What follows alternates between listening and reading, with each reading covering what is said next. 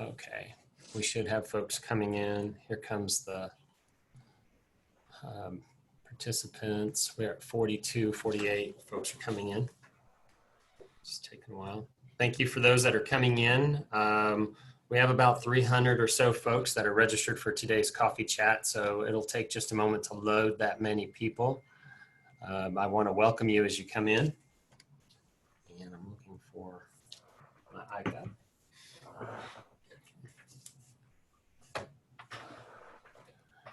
We are roughly at 130 people now on the attendee list coming in. Thank you for joining us. As you're coming in this morning, just some reminders about coffee chat and how the process works. You'll have a couple of things down at the bottom of your screen, but one will be the Q&A. So please put all your questions in the Q&A area. We'll do our best to put the Q&A to answer those questions out on our website, as well as today we may hopefully answer a few as we are working through our presentation today. So we're about 100, still 135 or so. It slowed way down. Okay. So people are still coming in. Again, we have about 300 folks that are registered. I'm just going to take just another minute while I wait for more of those folks to come online. I want to welcome everybody to the coffee chat this morning, and we're going to talk about where we're at today in regards to COVID-19 and e-learning, blended learning, and the secondary program. So looks like it kind of stopped. So I'm going to go ahead and get started today so that we can keep moving along. Good morning, everyone. Thank you for joining us. My name is Rich Arkanoff, Superintendent here at Center Grove Schools. It's an honor to serve all of you, and thank you so much for this time. One of the things that I'm noticing, I've got my coffee chat background behind me, and I noticed that it is causing some trouble on my end. I don't know if it is on yours, so I am going to turn it off and do no background. So, so apologize for that. But that's here in my office for those of you that have not seen that. Again, welcome. With me today is our board president, Mr. Rob Daniels. Rob, if you could wave for everyone. And, there we go. Rob is here with us this morning. Also with us today, Mr. Jason Taylor, Assistant Superintendent, Human Resources and Technology. Also, Mrs. Nora Hoover, Assistant Superintendent of Teaching and Learning. And we have with us Dr. Henderson, the high school principal. And Mr. Craig Smith, the principal, proud principal, I guess he likes to say, at Middle School Central.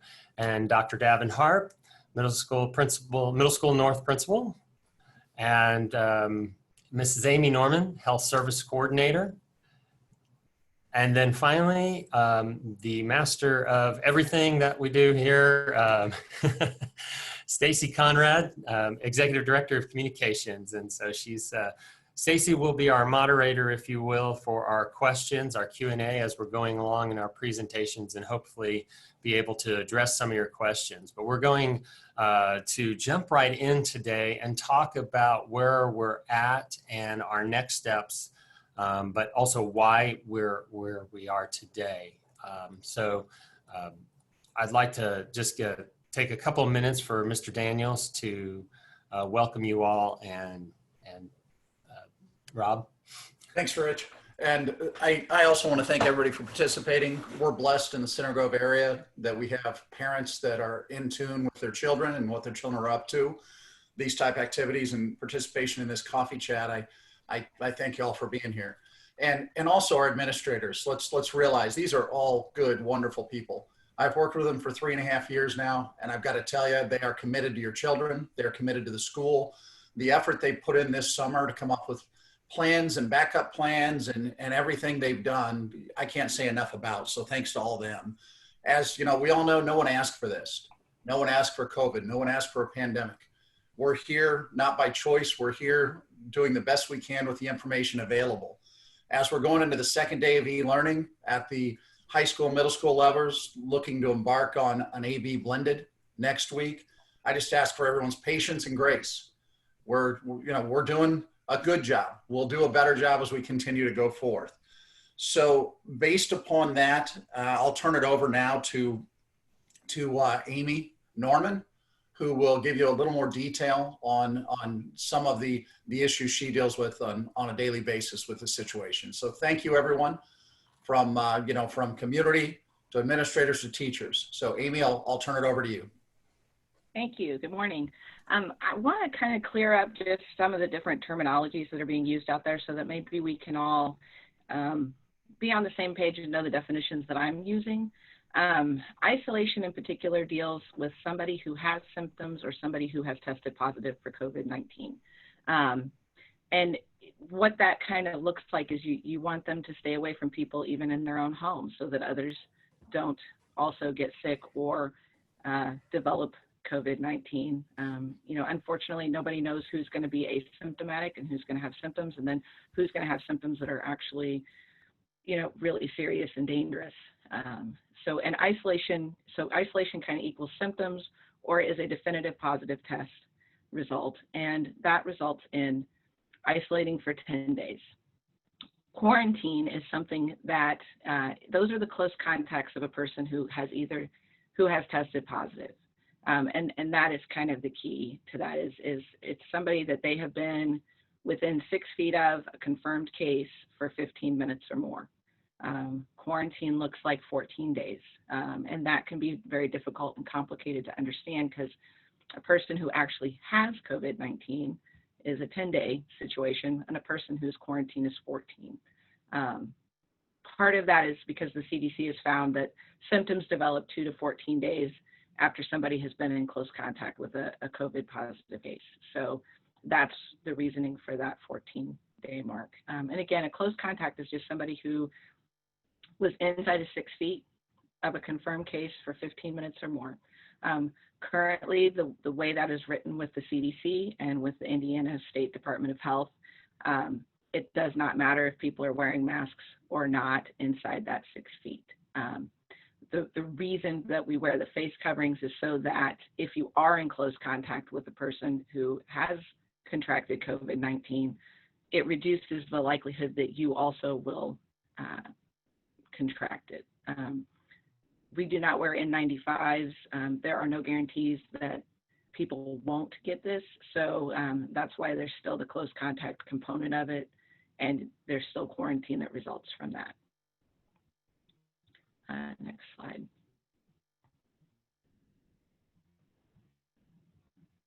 There we go. So what this kind of looks like. So I know people have heard, obviously we've had some positive cases in our school district that have resulted in quarantine. Depending on which school that affected, it kind of depended on how many kids were affected. So according to the Indiana State Department of Health, if a person tests positive for COVID-19, then that person who has tested positive is going to be asked to isolate. But then at that same time, we are going to look at the close contacts that they have been around. The state also is going to contact them about the close contacts that they have been around. That's kind of looking at their social circles, people in their family. When we look at that, they look at the 48 hours prior to either that person developed symptoms or if they're asymptomatic, it's the 48 hours prior to when they took their test.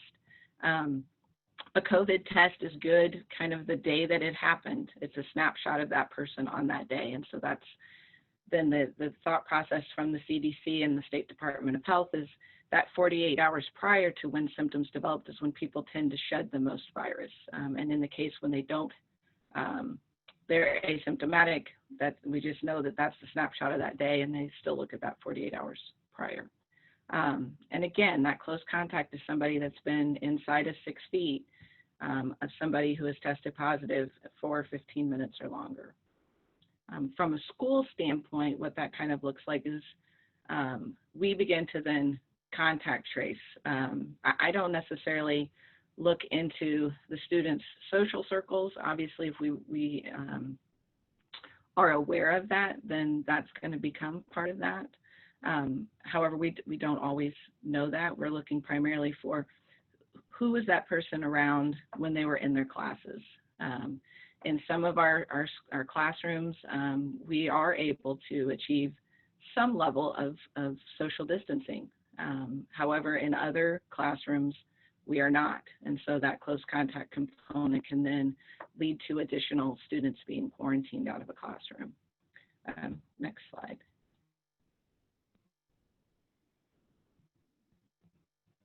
You know, some of the questions are about how do we find out about these cases. You know, I'm in daily contact with the Johnson County Health Department.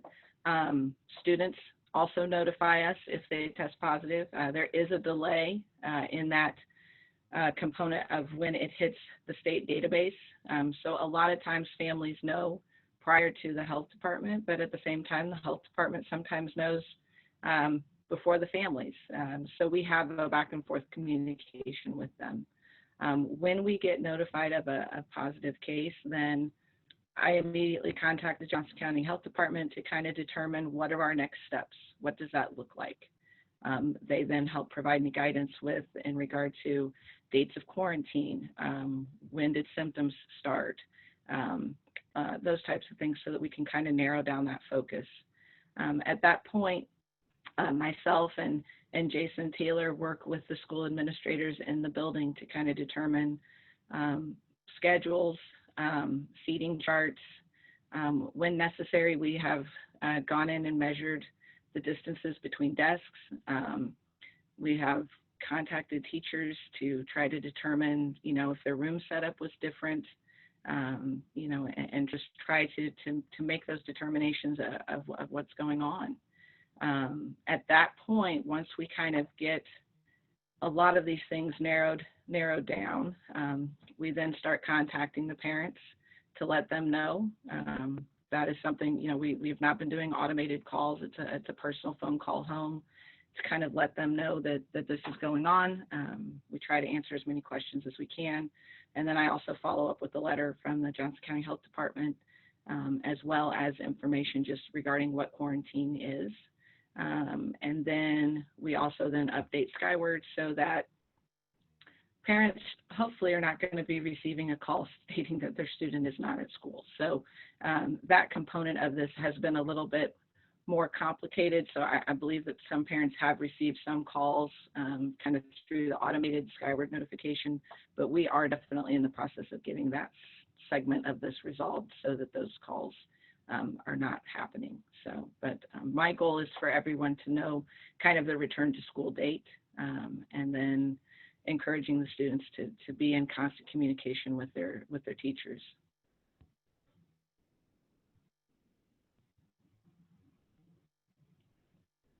Next slide.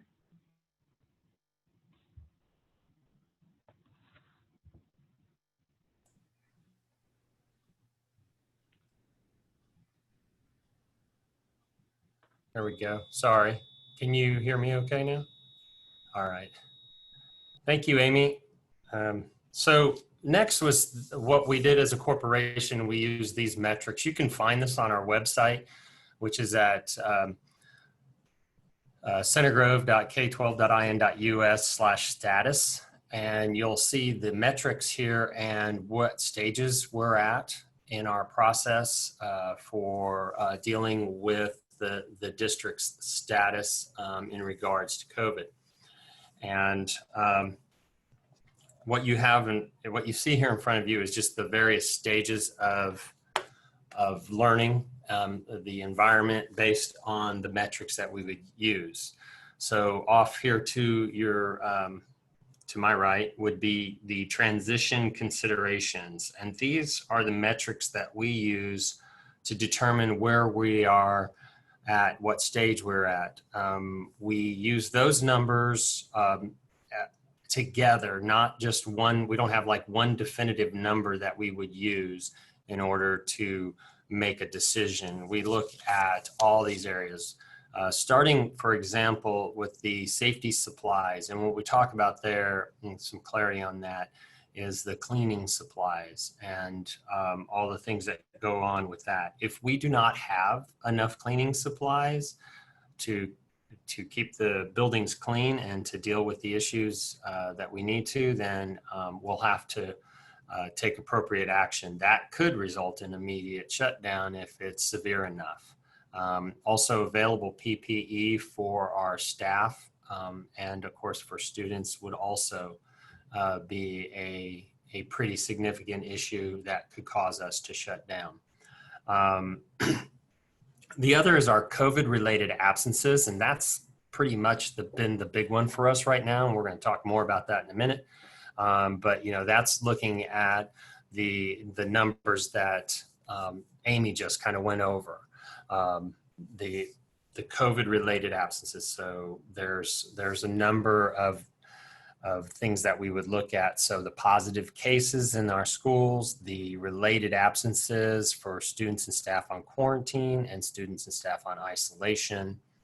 And then looking at the last number, which is the 7-day average positivity rate for the district. And that's a Johnson County number as also, we would look at that, but we'd also look at our own positivity rate over the 7 days. And we use all of those metrics to make a decision as to what stage we're in. As you can see, the arrow is pointing at stage 2, which is some schools are in person, some blended, and or e-learning. So today, K through 5 would be in person, and 6 through 12 is currently in e-learning, and our current plan is to come out of e-learning next week and go into an A-B schedule. And we're going to talk more about that in a moment. And we'll do that for 2 weeks with our ultimate goal is to come back to full-time in person. So that's what you see here today. You can get to this at any time, and every week this would be updated at our status page, and you'll be able to see where we're at. So the next numbers are our active cases. And what you're looking at right now are the active cases and how they've trended in the last couple of weeks at each building. So as you can see there, to date, we've had, I think it's now 6 at the high school. And I'm not sure that number shows that, but we are at 6 today. Is that right, Stacy? 5 today. Oh, I thought it was 6. No, it's 5. Oh, 5? Okay. 5 today at the high school. And then 1 at Middle School North and 1 at Center Grove Elementary. And so then the next question is, well, that doesn't seem like a lot. And how did that result in us making the decision to change our learning environment? Well, it goes with these COVID-related absences, and this is where the numbers get to be a bit bigger. So in August 12th through the 16th, we were looking at an impact of about 58 students that were exposed and had to either be quarantined or isolated. And so that didn't seem too bad, but then the very next week, it jumped to 316 students being quarantined and isolated. So that was quite a large jump in a week and got us very worried about what could happen. And what we were concerned mostly is how do we preserve in-person learning as long as we can? And we looked at these numbers and how they jumped in 1 week, and we were afraid that they may do that again and again and put us in a bad situation quickly. So we wanted to hit pause, if you will, and do a little reset with our e-learning this week, and then kind of ease back into it. And then the next 2 weeks with being able to do better social distancing through an A-B. Now, I will tell you, the A-B model was the last thing we wanted to do. If you remember over the summer, we said, boy, we just really don't want to do A-B model. We want to avoid that at all costs. However, we do know in-person learning, you just can't, you just can't replace it. So we needed to find a way to get students at the secondary level, especially in-person learning. So we went back and revisited our AB model for learning, and I'm going to have Mrs. Hoover talk about that now. So Nora, back to you. Yes, thank you, Rich. I know that our families have seen this slide over and over again, either in coffee chats or online in all of our documents and in the FAQs and return to school plans. And this hasn't changed. Families either chose that full-time virtual school with no in-person instruction, or they chose traditional, knowing that there were 3 modes of learning that could happen this year. And that varied on basically where we were teaching and learning. The full-time in-person instruction where we started, knowing that we could go to all e-learning based on circumstances, or to an AB schedule when it was safer to come back for some in-person instruction, but that when we couldn't have all of our students back. And so we, like Rich said, we had talked about, that was not a model we wanted to choose. There are a lot more logistics to that, and some things to think about. It's a lot of changes in instruction for our teachers, but we also, in talking in the last few weeks, and even very intense conversation the last few days of last week, we knew that the value of the in-person instruction, we wanted to have that, in addition to knowing some kids would have to be at home on the opposite days. So we thought the logistical things were overcomable, and we wanted to get our kids in class as much as possible. And so that's that model we're in right now. And Richard obviously explained all the some of that, but I know he wants to talk too about why we wanted to make this change.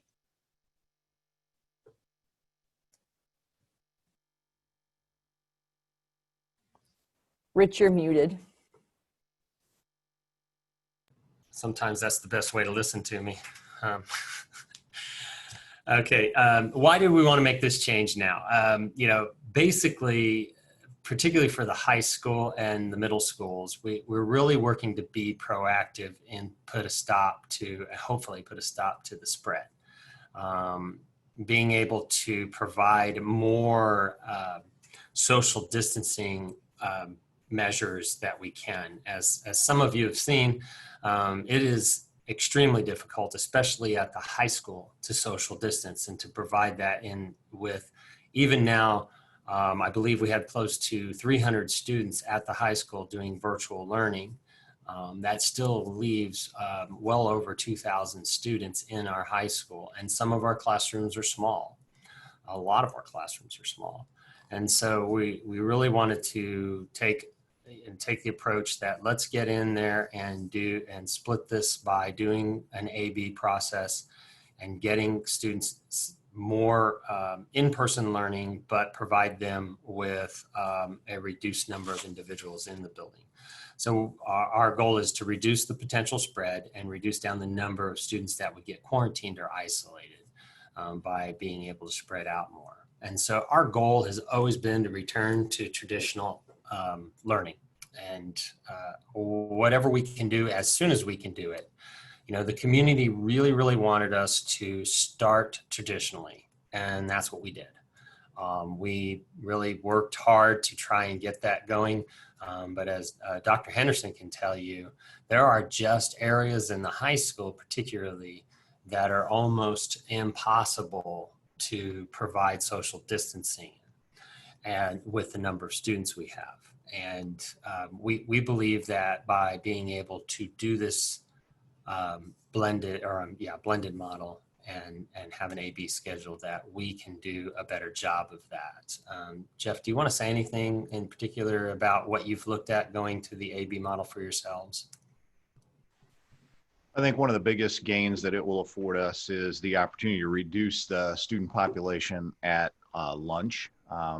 Obviously in the cafeteria, when you're feeding 600 to 625 kids in a 30-minute span of time, that's a lot of students in a lot of space. Although we've taken the steps to extend our cafeteria into the Hall of Excellence, which actually I think our students are enjoying that additional space between tables.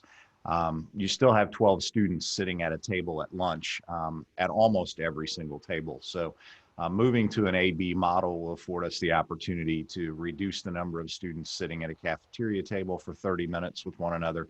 It'll also help us reduce hallway congestion. There are some areas of the building that traffic patterns cross and create some crowding and congestion, and that obviously can be compounded this year because of construction that's taking place that are taking a full hallway of classrooms out of the mix in terms of student traffic flow.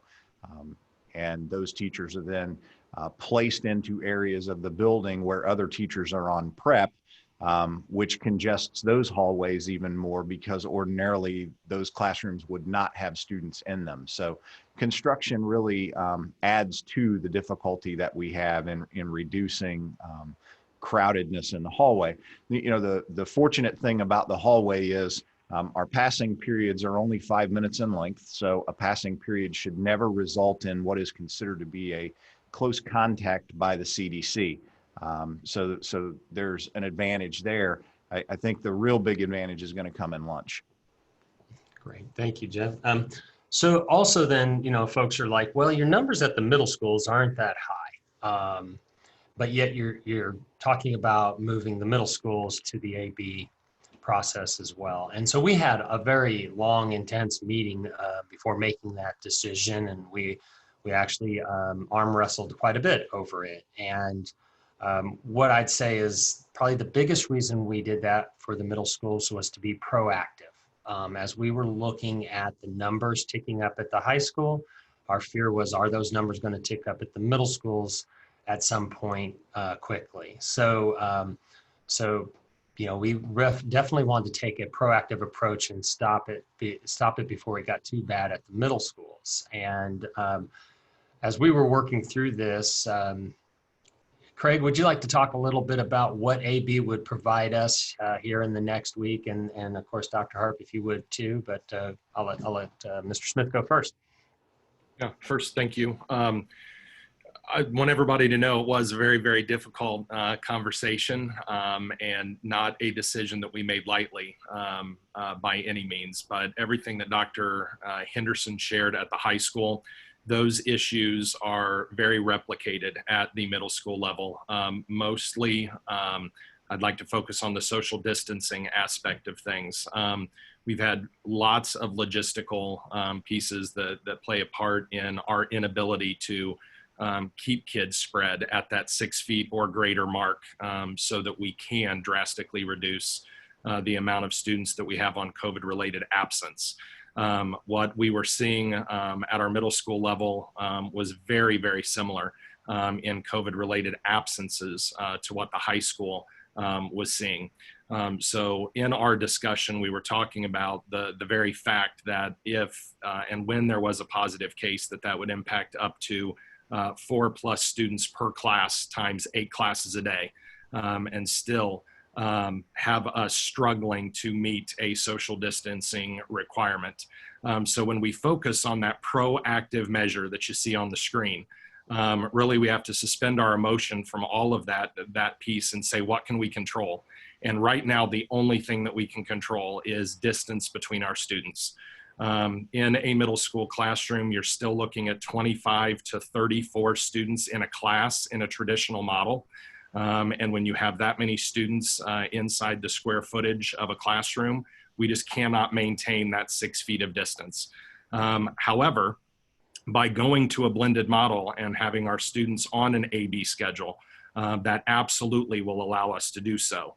That will take our class size average in most cases down to numbers that are 100% below 20 in each classroom, looking more in the neighborhood of 12 to 18 students in a class, that absolutely we can social distance, which we know that if we're able to do that should have a drastic reduction in COVID-related absences. So the amount of kids that would be forced to quarantine because they're direct contacts within a classroom of less than 6 feet for a length of time of 15 minutes or more would be drastically reduced.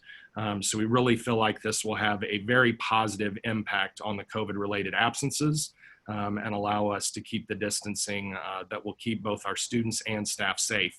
Another fact that I'd like to share with you guys is the reality that we share a great deal of staff and students with the high school, and that plays a large part into our decision-making process as well. Thank you. Dr. Harp? Yeah, and first, I also want to thank everyone for joining us this morning and asking your questions. Thank you so much for your time. It is I just want to reiterate, it really is important to us to have as many of our kids, in front of our teachers in person as possible. We just don't believe that anything can ever replace a teacher and a student in the same room learning. And I just wanted to also just kind of repeat what Mr. Smith said. The idea here is we need to be able to create some more space in our classrooms so that we can get our kids, more socially distanced. Mrs. Norman did a great job in the beginning of this coffee chat, kind of going through some of the definitions. And one thing that really hasn't been hit on too much is the isolation piece and what that does to our students as well. So when a student comes to the clinic and they have a symptom that is also a COVID symptom, they could come to our clinic with a cough. They could come to the clinic with a sore throat. These kids now are being isolated for 10 days. And we want to make sure that, that total number of kids who are both isolated and also quarantined is reduced as much as possible. And as we look throughout the year, these numbers can also roll. So the kids who are currently in quarantine could come back, and then they could find themselves, unfortunately, within 6 feet of another student who has become positive, and then they'll have to go out again for an additional quarantine. And we just want to make sure that our kids are as in as consistent of a learning environment as possible.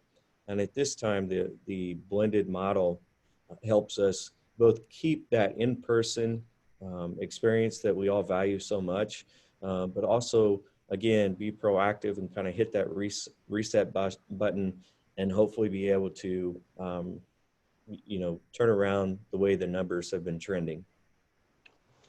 Thank you. Thank you, Davin. Okay. So as you can see, we talked about why we're making this change at both particular levels. This is the schedule, as you know, and you've probably seen. This week, here we are, Tuesday, the 25th. Then we move into next week into our first week of blended learning. We will have Monday and Tuesday. That will be an A and a B day.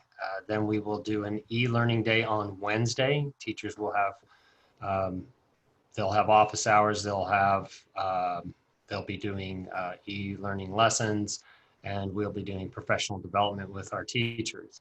And then on Thursday and Friday, we will then go back to an A-B day. The following week is a holiday on Monday, so no school that day. And then we will do a Tuesday A, Wednesday B. No, so Wednesday will not be an e-learning day. And then Thursday will be A, and then Friday will be B. Make sure I said that correctly. I'm looking, everybody's shaking their head. Yeah, okay. So again, you can go to our website and look at status. You see that down at the bottom of the page. You can also see the calendar. Our goal in this next 3 weeks is to come back to full person in learning and to not continue with the AB, but to be able to come back fully in person. However, the thing that will drive this for us will be watching the numbers. If we are successful in an A-B process and we see that we're not having any cases If we're not seeing the quarantine numbers and the isolation numbers increase, then we'll make a decision. Our goal is to make a decision by the end of next week, which would be August 4th, as to what we plan to do after September 11th. So that would be the 14th would be that Monday that we would come back, and our goal is to come back in full in person. But we have to watch those numbers.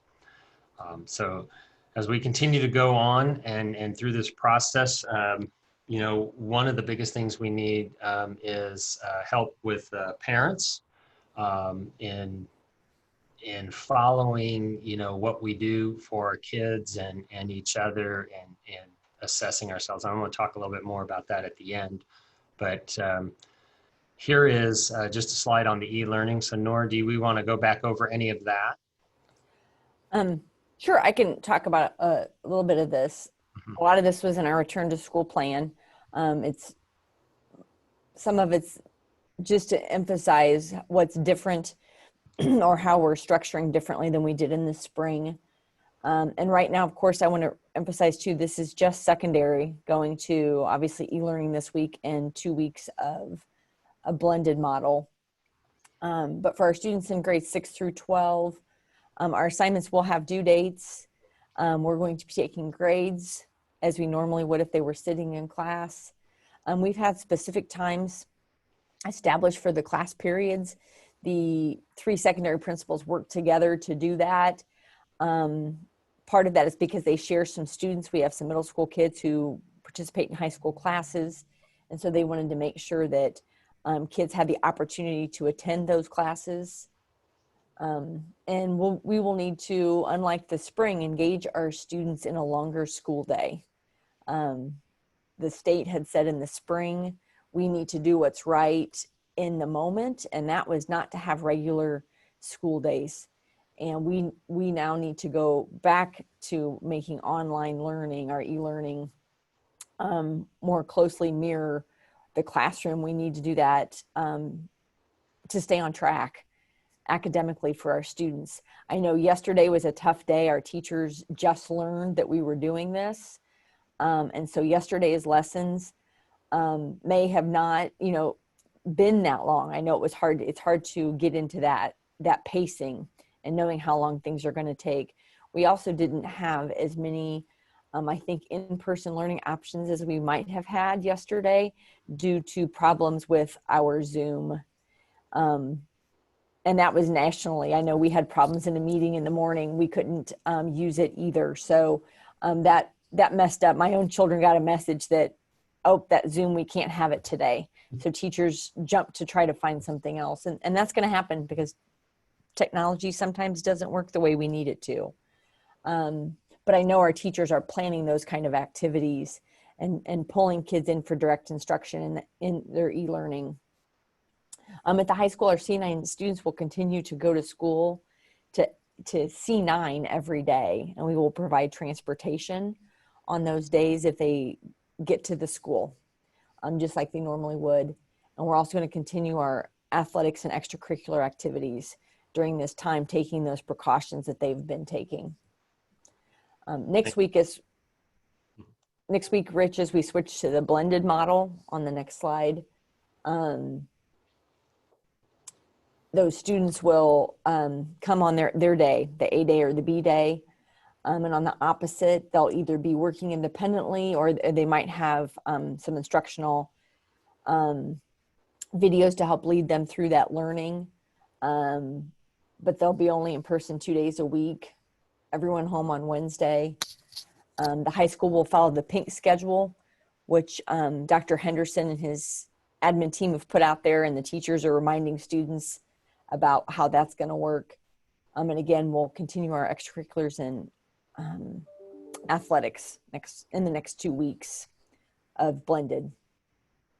Great, thank you, Nora. Looking at our time, we're okay. Sorry. So, well, before I actually talk about that issue, just kind of follow up on the blended learning piece and talk about what next week starting that 6 through 12. A lot of folks have asked, well, do you really need to do the middle schools? And like I shared, our goal is to be proactive in doing that. We're going to review our numbers and we're going to review our information. You know, if there's any modifications or changes to be made, we'll look at that. But at this moment, we're still planning to move forward with 6 through 12 in the blended learning model from August 30th to September 11th. The last thing that I'd like to just kind of hit again is the daily health screening. This is really important, and there's a few things to say about this, and I'll let Amy chime in if she wants on any additional things that I missed, but we've sent these little magnets home, and we put together all that information for folks. It's really important that if your child has any of these symptoms, that you keep them home, first of all. And then secondly, you notify folks. You know, it may result in isolation. You know, if you need to get tested, if you feel like you or your child needs to get tested, please go get tested. But more importantly, stay home, self-isolate until your test results come back. You know, we still have folks that are sending kids to school with some of these symptoms or with pending tests, and that's causing a problem. So we ask that everyone work together and continue to follow these guidelines set out to us by the CDC. Amy, would you like to say anything else about the daily health screening? Oh, sure. Yeah, I mean, I think the biggest thing from the school nursing standpoint and the clinics is that we are not able to diagnose. You know, I know a lot of parents will call in and when we call them to come pick up their student, we don't have a lot of choices once they come to school with these symptoms. They have to be out at that point at least 10 days. If you know, and your, you know, parents will say, well, it's allergies. And you might be correct that it is allergies. However, I don't have any way of knowing that, nor do the clinic staff has any way of knowing that. My request is that, you know, parents err on the side of caution with their students. Go ahead and keep them home. I would rather they stay home a day or two and then you find out that, you know, your doctor says, no, it's just like an upper respiratory thing, or it's allergies, or, you know, something along those lines, and they can easily come back to school versus sending them to school. We hear a lot of, well, you know, my parents just wanted me to try to stick it out. This is not a time to try to stick it out. From the standpoint of the clinics, we take these things very seriously. We do try to investigate it. But at the same time, we have no way of being able to diagnose in the clinic. So we have to kind of treat these symptoms as though they are COVID symptoms. And we want to take people's words for what's going on. But at the end of the day, we've had situations where, as it turns out, it was COVID. And so we have to err on that side of caution, mainly because we really want to keep these quarantine numbers from rising, so to speak. So I'm just asking parents to help us. You know, my best recommendation is if your kid is not feeling well, contact your doctor and see what they have to say. It doesn't necessarily mean it's an office visit. There's a lot of virtual health screenings out there that can help you determine what your next steps should be, and we can kind of go from there. Thank you, Amy. Let's go to our last slide, I think. So we have lots of information out there. You can go to the following websites and see the information. I want to stress that the rules and guidelines that we're following, you know, we don't have a choice. We don't pick and choose those. Those, while we call them guidance, they're requirements. A lot of CDC are just plain requirements for public schools. Other organizations and other groups can pick and choose sometimes, but as a public school, we don't have that luxury. We have to follow the guidance and the requirements given to us. So I wanted to make sure everybody understood that. We do have a lot of information on our website that you can dig into and look at, but please understand that, we're just trying to carry out the directives we've been given as a school corporation in dealing with the cases that come up and providing what the CDC believes would be the best way to provide a safe environment. So I think before we dive into any questions, we have a few. I know a lot of them have been answered already online. We'll see if there's any in person. I wanted to see, Mr. Daniels, if you had any follow-up comments that you'd like to make. Yeah, thanks, Rich. I think the presentation's been really great. I appreciate everybody putting the time and effort into this. And we all know it's an unprecedented time. These administrators, teachers, everybody, they care about your kids. Many of them have kids in the school themselves. I know Rich and I have seniors. The last thing I want is my senior to be in e-learning and AB right now. She wants to be traditional, and by all means, had to talk to her about being patient, trying to get back in the schools, doing the best we can. So, we need your help as a community. We need your help as parents.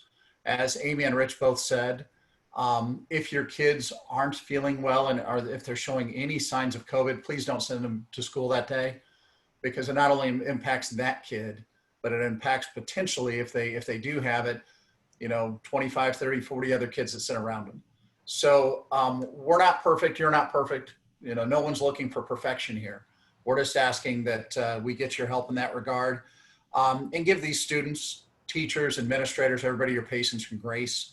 We're a resilient community. We'll make it through this. So, just hang in there is the best I can say. We'll get through this and we'll be better for it. Thanks, Rob. One of the questions that came up, and Amy, you may be able to address this a little bit, but that is, can students get tested and be allowed to return? Quarantined students, no. A quarantine is something that the CDC has determined that symptoms can develop 2 to 14 days after exposure. So even with a negative test, the situation is that a COVID test is a snapshot on that given day. So the CDC still says, and the Indiana State Department of Health still says, that you have to wait out that 14 days. And then you can return back to your normal activities, because you could develop symptoms, like I said, anytime in that 2 to 14 day period. And so, yeah, no, a negative test doesn't change that. In the case of a symptomatic student, again, a negative test in and of itself is not enough to, say, take you off of isolation. So if you've developed symptoms, you're awaiting COVID testing results, we would consider that an isolation that lasts 10 days from when your symptoms started. A negative test isn't going to be enough to just have you come back because there's a false negative. The percentage is still too high in regards to that. So a doctor's note also is required to come back prior to that 10 days. And it had been that the doctor's note needed to state an alternative diagnosis, but that guidance is changing somewhat. Doctors now can just write that your negative test result, you had a negative test, and in the doctor's opinion, it's safe for you to return to school. So, and we will accept those notes. So. Thanks, Amy. Another question on that, Amy, is, yeah. Are we tracking quarantined individuals, to see if they develop symptoms? Somewhat, yes. Parents, have been contacting us when students have developed symptoms. I will not say that I'm actively calling them at this point. I'm not calling each quarantine person to determine that. The state has said that we should be uploading all of our contact tracing that we have done, so that to the actual state contact tracing, and so they also will be monitoring that. However, parents are contacting us and letting us know if their students are developing symptoms, as well as if they are getting tested.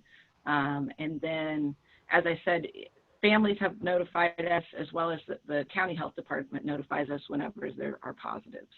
And so, yes, we are tracking that. I wouldn't say that it's, I'm not actively calling everyone to determine those things. So. Thank you. At least not at this point. Okay, great. Jason, there was a question about how is attendance being counted for students in quarantine. Can you kind of help us with that one? We are marking those students so that the teachers are aware of what kids should and should not be in the classroom on a given day. The state has given a little flexibility this year. In the past, we would report excused absences, unexcused absences, and this year they're in a third reporting option, which is absence due to COVID. And we believe that's going to count in that excused category. We're actually hopeful that the state will just exclude those absences entirely so that it doesn't hurt any kind of accountability or do any harm to the students. So it is nice that we're able to do that, and we're grateful they allowed for that to happen. Okay, great. Thank you. Thank you. Let's see. I think a lot of our questions were answered online to folks. And Stacy, did you see anything else that we needed to respond to? Sorry, I missed it. I think we did get a lot of them. Okay. There were a couple of Pink Day questions. I think Jeff addressed some of them. Okay. Something specific about like the scheduling in that case. I know while Stacy's looking through those, a lot of folks ask us, why are you still doing extracurricular activities? And the district and most school districts have taken the position that we will follow the recommendations and the ISHAA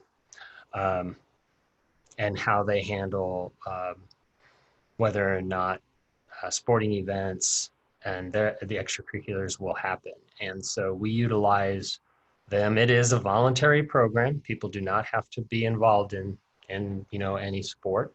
So we feel like the folks that are voluntarily going into that have decided that, and of course the organizations that oversee those groups make those decisions, and you can see that it's different for each group. ISMA, who oversees all of the music programs, has determined that there'll be no competitions this year. We do know that music, particularly certain instruments, can require a lot of respiratory use and cause problems for people around them. So I think that was the driving factor for them in making that decision.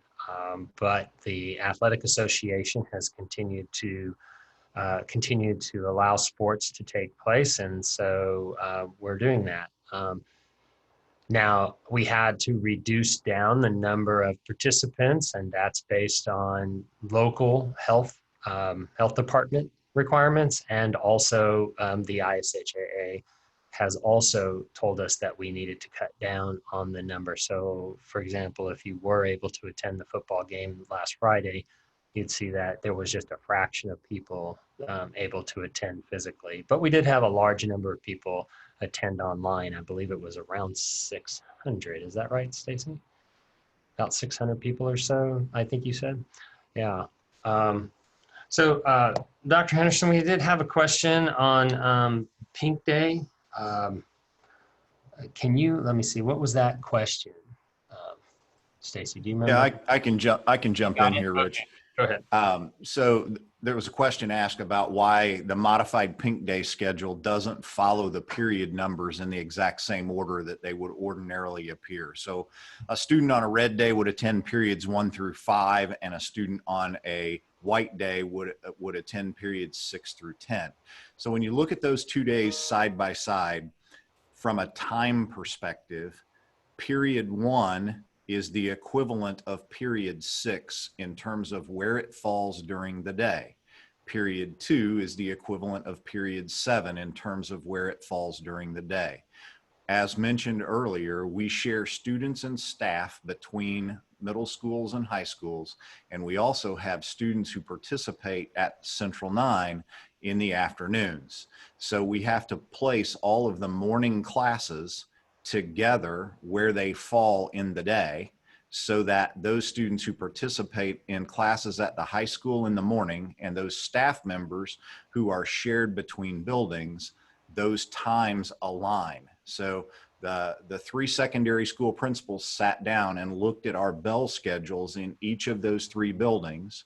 We also gave consideration to the schedule for those students who attend Central 9, and that's why the periods look the way that they look. So students go from period 1 to period 6, and that encompasses the same amount of time as a block schedule period 1 or period 6. So that doesn't cause a conflict for shared students, shared staff, or the students who attend C9. So that's why those period numbers don't appear in order. Great. Thank you. Thank you. Okay, is there any other questions or comments to address, Stacy? Haven't been able to keep up with all of them. Sure. There were some questions about getting makeup work for students who are out on quarantine. I can address that, Stacy. Yeah. Some things for our secondary students may be in Canvas, but possibly not all of that. So if our parents reach out to our schools, they can get that. They can put those normal things in place like we had done in prior years where they can pick things up in the office. I think the middle schools, typically that runs through guidance counselors because they work with the teams to get that work. At the high school, Jeff, you might want to share if that's by individual teacher or through their guidance counselors or not. Yeah, the best source of information, obviously, with regard to the work that a student needs to complete for any individual class is that specific classroom teacher. Much of the work that students are being asked to do is available to them on the Canvas platform, and if they are absent, Canvas becomes their very best friend in terms of logging in and finding out the work that needs to be done. Teachers are working hard to get instructional videos recorded. Some teachers are utilizing what would be referred to as a flipped classroom, where the instruction is done online via a video that the teacher posts, and then practice and additional work in terms of assessments and those kinds of things are done in person. So there are a variety of models that are at play depending upon the individual classroom teacher and the content that they're teaching. So the best point of contact is the classroom teacher finding out what work needs to be completed. Thanks, Jeff. Nora, do you want to talk any more about that? I know we talked about the continuous improvement, if you will, of video, and whether it's Zoom or other methods of instruction. Yes, I appreciate that, Rich. I know that's a question that comes up a lot is our parents are saying, well, we didn't have Zooms, or students that do have Zoom learning would get those invitations through their teachers each day, which is why it's most important when they wake up in the morning to look at their courses to see who is expecting them to meet live. And those links, that information for students should be in Canvas for them.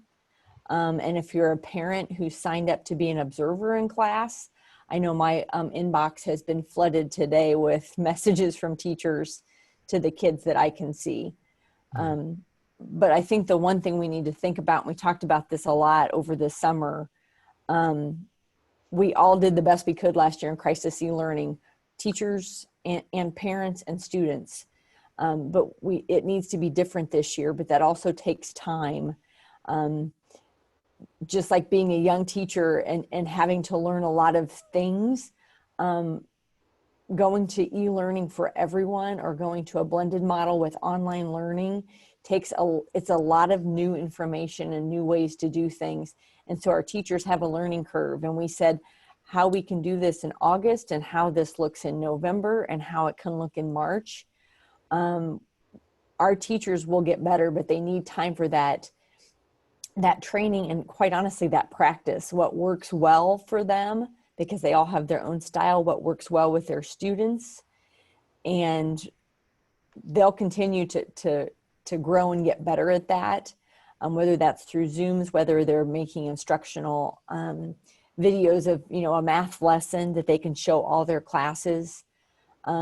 There's lots of different ways to do that, and we're working with teachers right now on what are some of those best practices that we would want them to use when they're planning. Thank you, Nora. Very good. So there is a question about how do I sign up to be an observer in classes. Nora can probably answer that one. That information is online, and I can make sure that it's on that home teaching and learning page. I'll work with Stacy to make sure that's quickly available on our return page. All of our CG virtual, it's /CG virtual, and also /e-learning. That there's a whole big long document with those instructions on it. Great, awesome, thank you. Okay, well, we are at 9:03, so we'll go ahead and wrap it up. I want to thank everyone for watching today. We've done a pretty good job of keeping most everybody on board. We're at about 150-ish that will here at the end, which is not bad. I think we just got slightly up to 200 at the start. I also want to thank our panelists for taking time this morning and being here with us. Thank you, folks, for all that you're doing. We're going to continue to work together as we tackle this monumental task of dealing with COVID-19 and providing exceptional education experiences in a very difficult environment. So with that being said, Mr. Daniels, do you want to say anything else before I end the call? And to find that unmute button, Rich. I really don't have anything to add at this point. I think, we'll keep working hard. We'll keep doing the best we can to provide a learning environment for your students. Let's hope these 3 weeks are temporary. Let's hope we can get back in the buildings and go back to traditional. But if not, we'll continue to improve the process that we have. The key is striving to give exceptional educational experiences to all of our students. So please give us patience. Please give us grace. That's really all I have to add, Rich. Great. Thank you, Rob. There is one last question. I want to answer it really quickly. And that was the one about, are there COVID-related absences? Is there a number that will trigger the elementary schools? And at this, we don't have an actual specific number, but what I do want to say about that is it's very different at the elementaries because of the grade level breakdown. And you could very well have a very specific, a very targeted area at the elementary levels where only maybe it impacts fourth grade in one building.